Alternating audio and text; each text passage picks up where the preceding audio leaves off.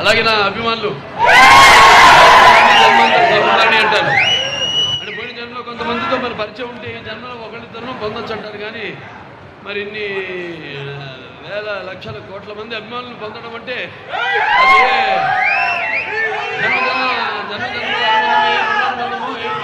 అనుబంధమో కదా అని నాకు అనిపిస్తూ ఉంటుంది. అలానే ఇవాళ ఈ యొక్క మన ఎస్ఎల్బి సినిమా ప్రారంభోత్సవానికి ముఖ్య అతిథిగా విచ్చేసిన మన ఆంధ్ర రాష్ట్ర ఐటీ మరియు విద్యాశాఖ మంత్రివర్యులు శ్రీ నారా లోకేష్ గారికి, అలాగే మన ఆంధ్ర రాష్ట్ర పర్యాటక మరియు సినిమాటోగ్రఫీ శాఖ మంత్రులైన కందుల దుర్గేష్ గారికి, సినిమా రెండు కూడా ముడిపడి ఉన్నాయి.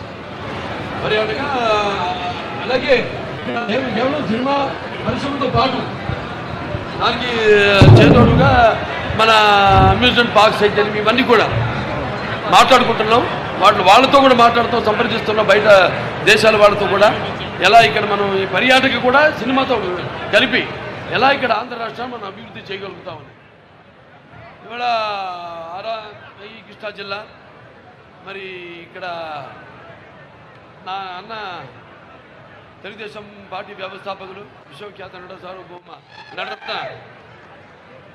కళా ప్రపూర్ణ డాక్టర్ పద్మశ్రీ నందమూరి తారక రామారావు గారు, అయితే అక్కినే నాగేశ్వరరావు అయితేనేమి వాళ్ళందరూ పుట్టిన గడ్డ ఇక్కడ.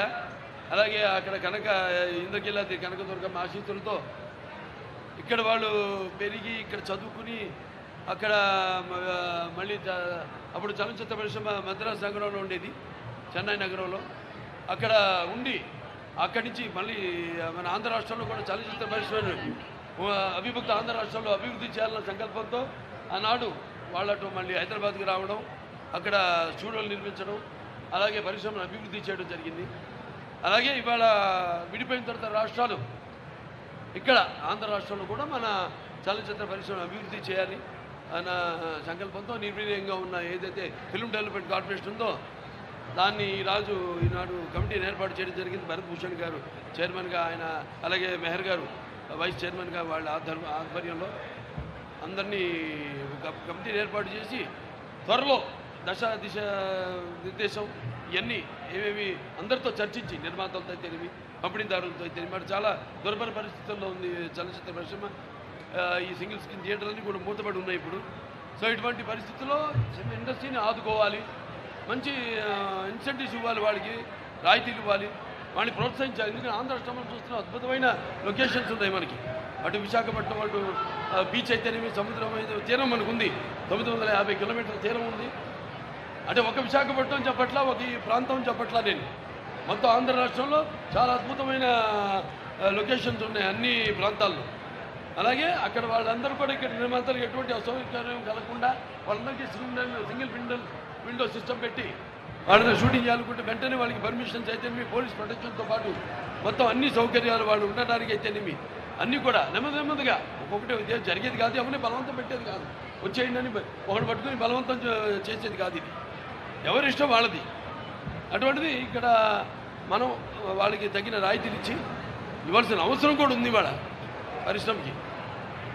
అలాగే వాళ్ళని ప్రోత్సహించి ఇక్కడ కూడా ఈ యొక్క చలనచిత్ర పరిశ్రమను అభివృద్ధి చేయాలి. వాళ్ళు చూస్తాం మనం ఒక సినిమా కలెక్షన్ చూసుకుంటే మనం 70% మనకి ఆంధ్ర రాష్ట్రం నుంచి కలెక్షన్ వస్తుంది, 30% తెలంగాణ నుంచి వస్తుంది. సో అలాంటిది ఇక్కడ ఇంత మంచి అంటే అక్కడ బాదుకుపోయిందంటే అప్పుడు హైదరాబాద్ రాజధాని, ఇవాళ అమరావతి ఇక్కడ అభివృద్ధి చెందుతుంది. సో అన్ని రంగాల్లో కూడా అభివృద్ధి చెందుతుంది ఆంధ్ర రాష్ట్రం, అన్ని ప్రాంతాలు కూడా. అలాగే అన్ని ప్రాంతాల్లో కూడా చలనచిత్ర పరిశ్రమను అభివృద్ధి చేయాలనే సంకల్పంతో ఈనాడు ఈ యొక్క బృహత్కర కార్యక్రమాన్ని ఇక్కడ పెట్టడం జరిగింది. సో త్వరగతిలో అందరూ సహాయ సహకారాలతో అనేది ఇక్కడ ఛాంబర్లు అయితేనేమి, ఫెడరేషన్లు అయితేనేమి, కౌన్సిల్ అయితేనేమి, అలాగే అక్కడ తెలంగాణ ఫెడరేషన్ కౌన్సిల్ ఛాంబర్లు అయితేనేమి అందరి సూచనల మేరకు వాళ్ళ సహాయ సహకారాలతో ఇక్కడ కూడా పరిశ్రమను అభివృద్ధి చేస్తాము.